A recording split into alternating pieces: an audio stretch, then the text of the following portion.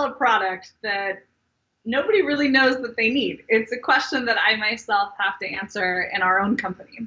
So we launched sort of the world's first robot that follows people. And in doing that, we had to explain a narrative around how this could actually change the way in which you move.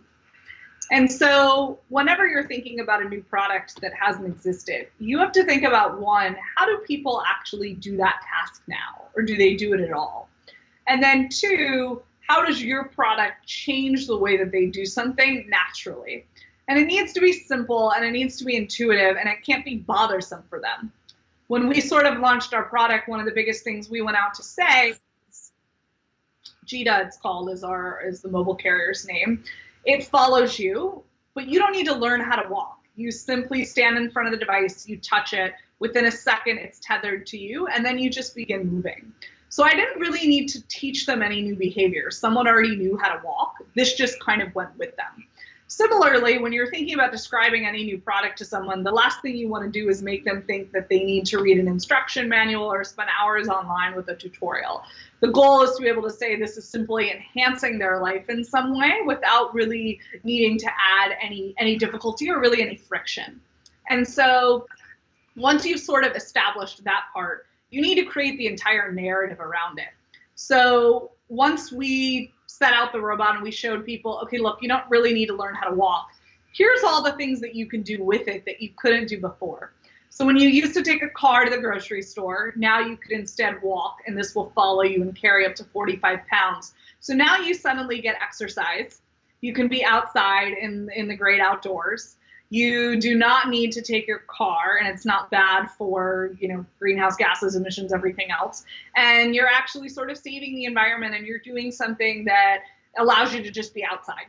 And so that was sort of the narrative that we created. It was this simple, user-friendly product that actually got you out moving and got you exercising.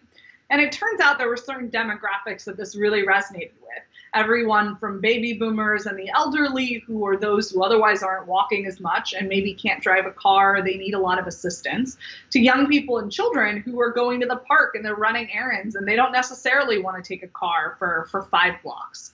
So when you're thinking about starting to do this, you need to make sure that you can outline how is it that it's really going to materially change somebody's life. And more important than saying it, you just want to show it. When we did all of our initial campaigns, we had no voice in any of it. It was all visual and video. And we showed people that this is what it's like to have a personal mobile carrier following you when you have a stroller. And we showed the before and after. So we showed a parent with all of these bags and pushing a stroller and their kids. And then suddenly they had Jita and everything was in the carrier instead, and they were just walking hands-free.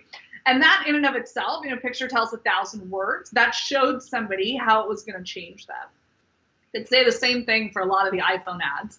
When first the iPod came out, I didn't know it was really going to turn into a phone one day. And now I have this device I simply cannot live without. It's actually become so prolific in my life that it's everything from photographs to the way that I communicate with people. It's shopping, it's everything.